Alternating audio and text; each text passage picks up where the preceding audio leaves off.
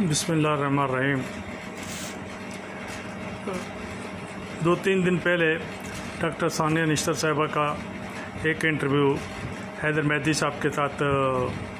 نشر ہوا، جو انتہائی مدلل، انتہائی جو بہترین اور سیاست سے پاک تھا، جو صرف پاکستانی عوام کے لیے بہتر تھا۔ احساس پروگرام کے 14-15 شاخیں تھیں، ان پہ انہوں نے خیر حاصل بحث کی اور انہوں نے اس میں ایک کتاب بھی لکھی اور وہی جو تو انہوں نے کہا کہ میں جو مشکلات ہیں جو ہمارے سسٹم میں خامیاں ہیں اس کی نشاندہی بھی کی اور اس کو بہتری کے لیے قانون سازی اور اسے کی اور ایمانداری سے جو کام انہوں نے کیا وہ بہت ہی سراہنے کے قابل ہے اور ہمیں ایسے لوگوں کی ضرورت ہے۔ ہمارے ہاں جو ایڈہاکزم شروع ہے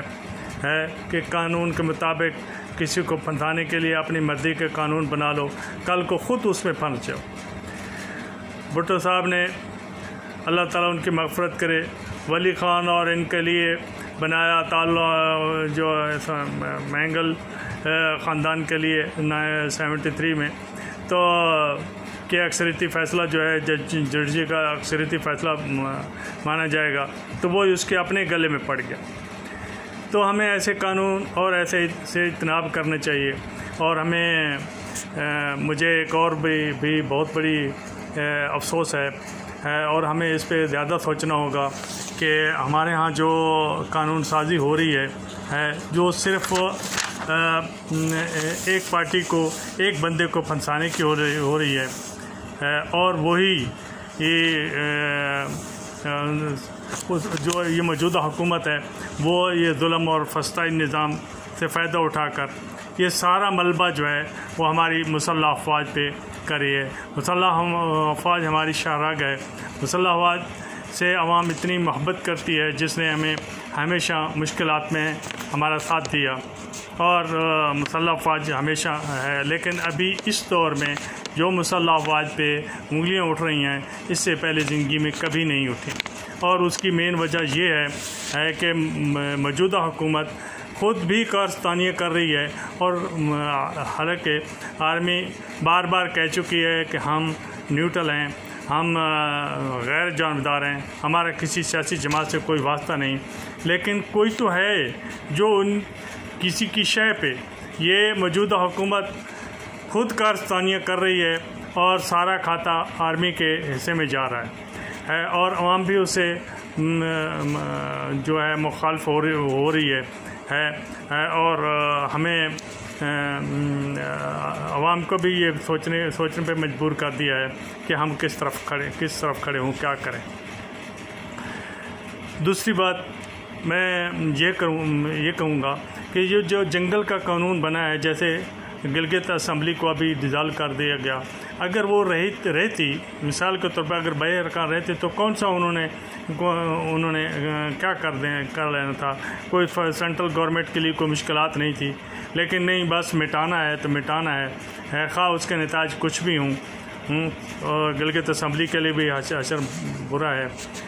ادھر عدلیہ کا یہ اشر ہے کہ سپریم کورٹ کا چیف جسٹس صاحب یہ کہتے ہوئے سنے گئے، بلکہ وہ کہتے ہیں کہ یہ لوگ اپنی مطلب کا فیصلہ لینا چاہتے ہیں، اپنی مفاد کا فیصلہ لینا چاہتے ہیں، جو وہ مفاد ان کے خلاف ہو وہ سننا ہی نہیں چاہتے۔ تو یہ اگر ہماری حالت ہوگی تو ہم کس طرف جائیں گے؟ دوسری سب سے بڑی وجہ جو میں یہ کہنا چاہ رہا ہوں کہ جو کہ عوام چونکہ مہنگائی کی چکی میں پس رہے ہیں، مشکل ترین حالات ہیں لوگوں کے پاس، تو لوگوں کو ابھی ایک اور ٹریپ کرنا لوگوں نے شروع کر دیا ہے اور وہ لوگ ہیں جو عوام کو باہر کے ممالک میں بھیجنے کے چکر میں ان سے لوہا تلیا جو کچھ ہے، ان کا گھر ہے، جو ان کے بہنوں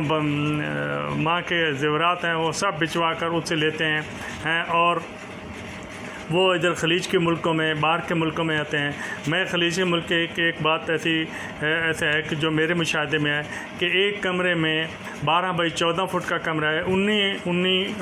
19 آدمی اس میں رہتے ہیں، 19 آدمی، ڈبل ڈیکر ہے اور کچھ نیچے فرش پہ سوتے ہیں، تل رکھنے کی جگہ نہیں ہے، اور ان کو 200 سے 300 ریال ملتے ہیں، اور ان سے معاہدہ کر کے آئے ہیں کہ 1300 ریال دیں گے، لیکن ان کو صرف 200 ریال 300 ریال دیتے ہیں۔ اور بہت سے ایسے لوگ آئے ہیں جو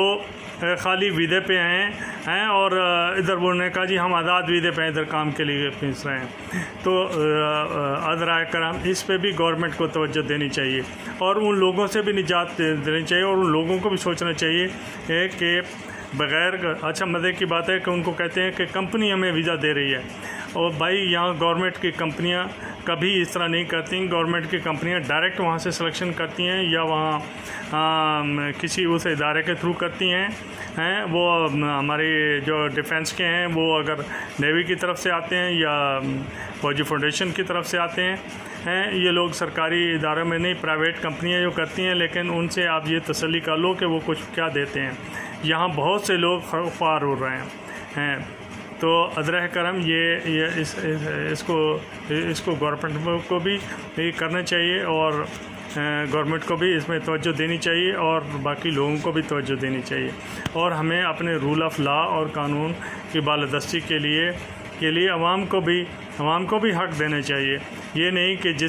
جس کی لاٹھی اس کی بھینس۔ اور آپ تو ہمارے ہاں انٹرنیشنل میڈیا یہی کہہ رہا ہے کہ بھائی پاکستان میں کوئی قانون نہیں ہے، صرف جس کی لاٹھی اس کی بھینس ہے، اور حکومت جو ہے وہ مرضی کے قانون بنا رہی ہے، مرضی کے کر رہی ہے ایک عمران خان کو نیچے کرنے کے لیے۔ تو عمران خان کو نیچے کرتے کرتے آپ ملک کو بھی تباہ کر رہے ہیں، آپ 25 کروڑ عوام کو بھی تباہ کر رہے ہیں، آپ اپنے صرف وہ اپنی انا کے خاطر سارے ملک کو بھی تباہ کر رہے ہیں۔ تو اس لیے آپ سے التجا ہے کہ یہ کریں۔ آخر میں علامہ اقبال کا وہ شعر اپنی عوام کے لیے، اپنے بہن بھائیوں کے لیے یہ کہتا ہوں کہ غلامی میں نہ کام آتی ہیں تدبیریں، نہ تقدیریں، جب ہو ذوق یقین پیدا تو کٹ جاتی ہیں زنجیریں۔ تو آخر دعوانا ان الحمدللہ رب العالمین۔ جزاک اللہ خیر۔